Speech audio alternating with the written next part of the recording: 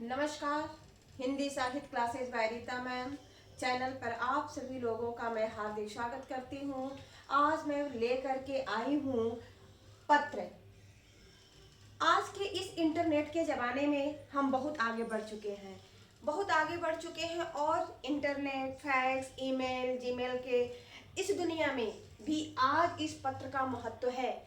कैसे पत्र का महत्व है? क्योंकि अगर जो हमें अपने सगे संबंधियों किसी से बात करनी होती है तो हमें पत्र का सहारा लेना पड़ता है। बहुत सारे ऐसे संस्था हैं जहां पर आपसे रिटेन पत्र मांगा जाता है। तो आइए हम देखते हैं पत्र कितने प्रकार के होते हैं। पत्र दो प्रकार के होते हैं, अनौपचारिक और औपचारिक। ठीक है, तो सबसे पहले हमें कंफ्यूजन कहाँ होता है, हम औपचारिक और अनौपचारिक में अंतर क्या है इस बात को जान लेते हैं। सबसे पहले हम चर्चा करते हैं अनौपचारिक पत्र में।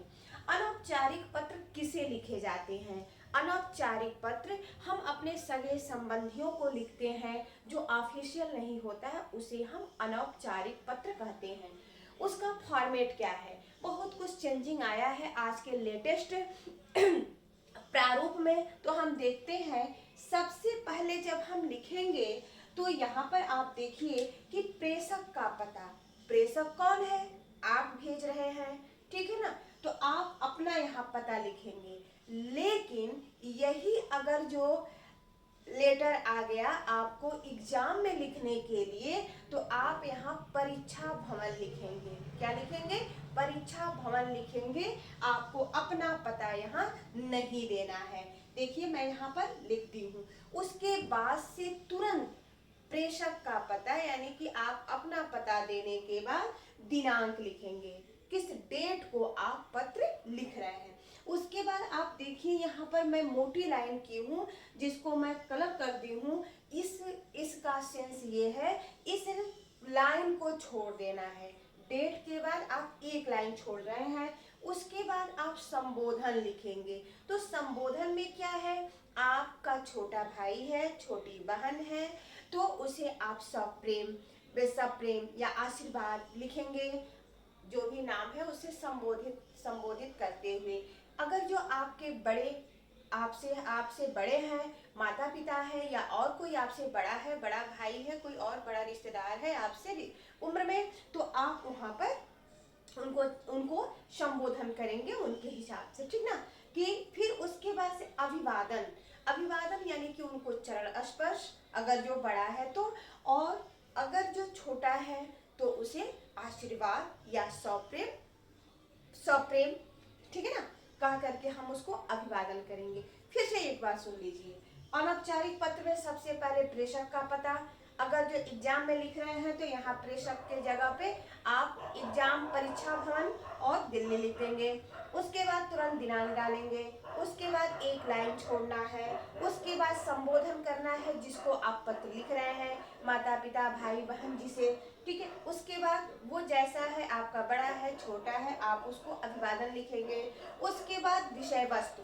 विषय वस्तु का मतलब क्या है? जैसे जो भी विषय दिया है, हो सकता है कि आपकी बहन कहीं बाहर पढ़ती है, वो अपने स्कूल में वो सबसे अच्छा नंबर प्राप्त की है, तो उसका मतलब आप खुश हैं, आप उससे उम्मीद करते हैं और अच्छा करने का, तो वो सारा यहाँ पर विषय वस्तु है जो आपके एग्जाम में टाइटल मिलेगा, जो विषय मिलेगा उस पर आपको लिखना है, ठीक है ना। उसके बाद आप समापन करेंगे। समापन कैसे करेंगे? आप समापन जैसे धन्यवाद, अगर जो बड़ा कोई है तो उसको आप मतलब जो भी आप उनको प्रिय अपना अपने बारे में लिखेंगे, ठीक है ना। फिर स्व निर्देश, अपने आप को निर्देशित करेंगे। क्या निर्देशित करेंगे? कि आपका भाई, आपका बेटा, आपका पुत्र, ठीक है। तो आप अपने स्व निर्देशन यानी कि अपने बारे में निर्देश देंगे। फिर आप अपना नीचे हस्ताक्षर करेंगे, ठीक है। तो ये आपका है अनौपचारिक पत्र का प्रारूप, ठीक है। अब हम आते हैं, देखते हैं औपचारिक पत्र का।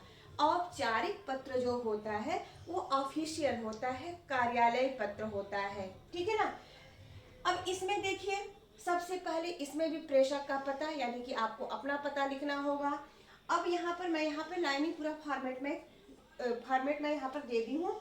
उसके बाद प्राप्तकर्ता, आपका पत्र कौन प्राप्त कर रहा है, किसे आप भेज रहे हैं, उसका यहाँ पर पता लिखेंगे और उसका पद लिखेंगे।